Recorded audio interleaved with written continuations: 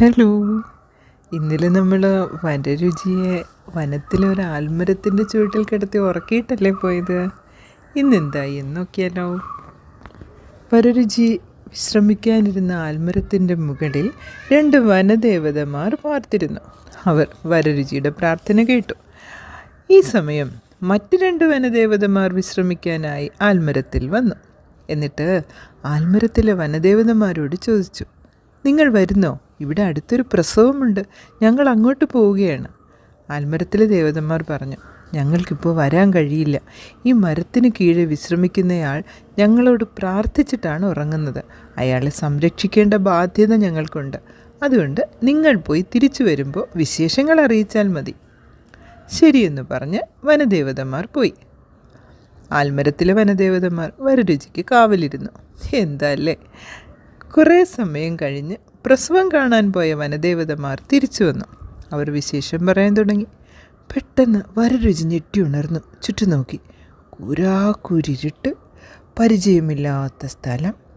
അദ്ദേഹത്തിന് അല്പം ഭയം തോന്നി തുടങ്ങി. പെട്ടെന്ന് അദ്ദേഹം വനദേവതമാരുടെ സംഭാഷണം കേട്ടു. വരരുചി സംഭാഷണം ശ്രദ്ധിച്ചു. സുഖപ്രസവമായിരുന്നോ? ആൽമരത്തിലെ വനദേവത ചോദിച്ചു. അതെ, ഒരു പെൺകുഞ്ഞ്. പറയകുലത്തിൽ ജനിച്ചതാണെങ്കിലും അതിന് നല്ലൊരു ഭാവി കാണുന്നുണ്ട്. അതെങ്ങനെ? അറിയില്ലേ വരരുചി? ഈ മരത്തിൻ്റെ കീഴിൽ വിശ്രമിക്കുന്ന ബ്രാഹ്മണൻ രാമായണത്തിലെ ഏറ്റവും പ്രധാന വാക്യം മാം വിദ്യയാണെന്നറിയാത്ത ഈ മഹാപണ്ഡിതനായിരിക്കും ഈ പറയപ്പെണ്ണിനെ വിവാഹം കഴിക്കുന്നത്. അതെയോ? വളരെ നല്ല വാർത്തയാണല്ലോ അത്.